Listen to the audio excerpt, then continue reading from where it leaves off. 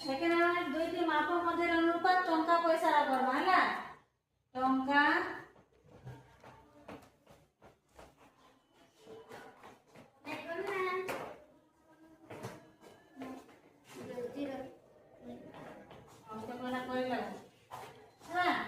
জানিছো 1 টঙ্কা সমান কেতে পয়সা 1 টঙ্কা সমান কেতে পয়সা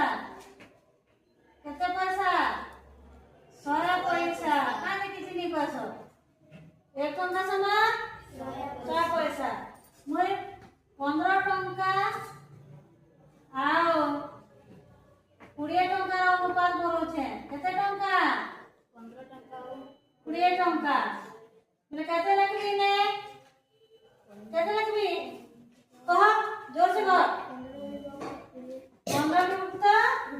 20 ভগ্ন সংখ্যা মানলা এটাকে আমরা লঘিষ্ঠ করে পারবা কি পারবো পারবা একক করে 0 5 রে বলে 5 তি কটে না 5 রে 15 5 20 কেতে নাম 3 বিভক্ত করছে এটা লঘিষ্ঠ করিবা এটাকে আমরা অনুপাত লিখে দিলে কেতে হবে 3 অনুপাত 4 কে জানি আটে কো জানো তো हां